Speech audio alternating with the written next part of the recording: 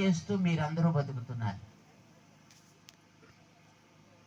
పవిత్రమైనటువంటి భూమాత ఒడిలో ఉండే మీ అందరూ కూడా అలాంటి పవిత్రమైనటువంటి మనస్సులతో ఉంటారు అని మేము అనుకుంటున్నాం.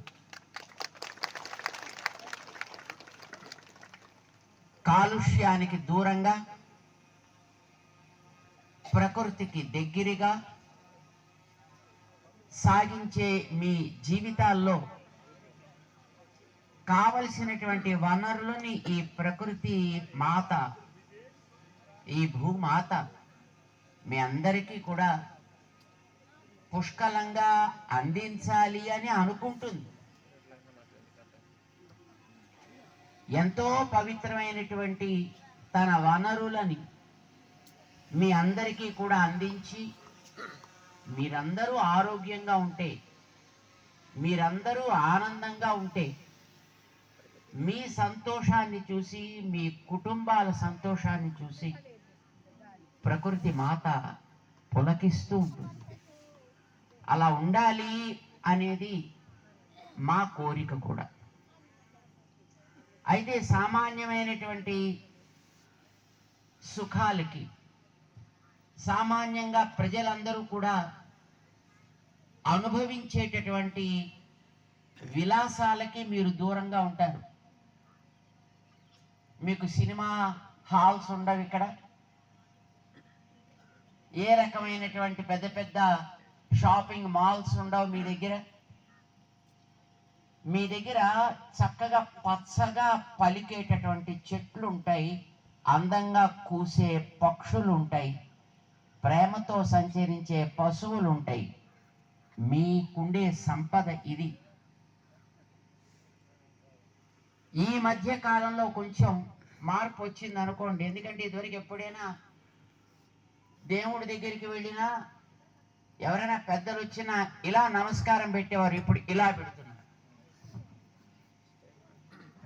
దేంతో? సెల్ ఫోన్ తోటి. అదొకటి వచ్చి మన మధ్య చేరింది.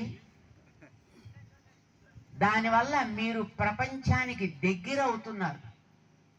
ఈ మారుమూల అడవుల్లో, కొండలలో, గుట్టలలో, కోనలలో మీరు ఉంటున్నా ప్రపంచంలో ఏం జరుగుతుందో తెలుసుకోగలిగే ఒక అవకాశం మీ అందరికీ ఈ సందర్భంగా కలుగుతోంది. ఒక రకంగా అది ఆనందమే. దాంతోపాటు మనం ఎన్నో రకాలుగా మన జీవితాలని బాగు చేసుకోగలిగే ఒక మంచి అవకాశం కూడా ఉంది. దాన్ని మనం సవ్యంగా వినియోగించుకోవాలి. అలా వాడుకోవాలంటే మనందరికీ మంచి చదువు కావాలి. మన పిల్లలు చక్కగా చదువుకోగలగాలి. మన కుటుంబాల్లో ఆరోగ్యం ఉండాలి. మనకి ఎప్పటి నుంచో వందల వేల తరాలుగా మన పూర్వులు అందించినటువంటి సంస్కారం, ఒక మంచి సంప్రదాయం. ఈ సంప్రదాయాన్ని మనం ధైర్యంగా, హాయిగా ఆచరించగలిగేటటువంటి పద్ధతి కావాలి.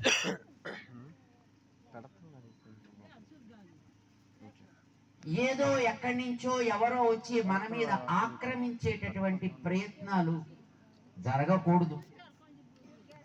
మన ధర్మాన్ని, మన సంస్కృతిని, మన సంప్రదాయాన్ని మనం చక్కగా పాటించుకోగలిగేటటువంటి ఒక మానసిక ధైర్యం మనందరికీ కావాలి.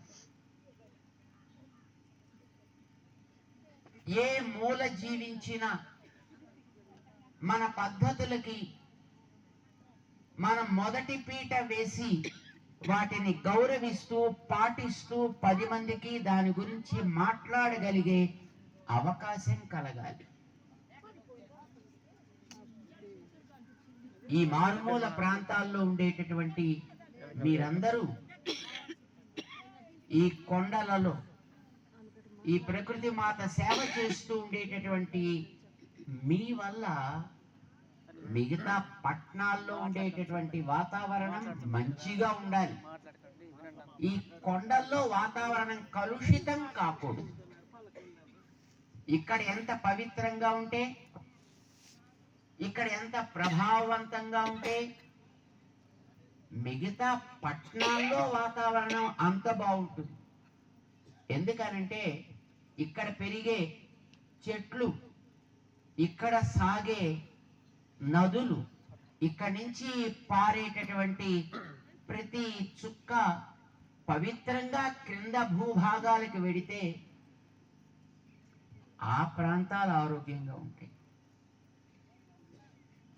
దేశం బాగుండాలి అంటే ఇలాంటి వన సంపద, వనాల్లో ఉండేటటువంటి మీలాంటి వారికి ఆరోగ్యం, మీలాంటి వారికి మంచి సంపదలు, మీలాంటి వారికి మంచి సంస్కృతి, మంచి సంప్రదాయం మీ దగ్గర ఉన్నట్టయితే ఇది మిగతా ప్రాంతాలకి ఒక రక్షణ కవచంలా ఉంటుంది.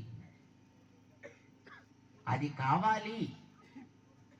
ముఖ్యంగా ఇలాంటి ప్రాంతాల్లో ఎప్పటి నుంచో వచ్చేటటువంటి మంచి ఆచారాలు, వ్యవహారాలు ఉంటాయి. ఇప్పుడే మేము ఇక్కడ ఉండేటటువంటి ఆ మీటి దుర్గమ్మ ఆలయాన్ని ఒకసారి దర్శనం చేసి వచ్చాం. మన రాఘారావు గారు, జనార్దన్ గారు నిర్మాణం చేయించినటువంటి ఆలయాన్ని. ఇలాంటి ప్రాంతంలో ఒక వ్యక్తి నిలబడి మన దైవాన్ని మనం చక్కగా అందరూ దర్శించుకోగలిగేటట్లు ఉండాలి అనే ఒక పట్టుదలతోటి, ఒక సంకల్పంతో మంచి